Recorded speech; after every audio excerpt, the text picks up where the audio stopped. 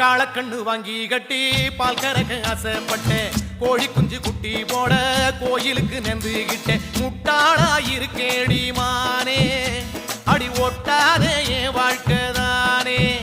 ரொம்ப முட்டாளா இருக்கேடி மானே, அடி ஒட்டாதே என் வாழ்க்கைதான்.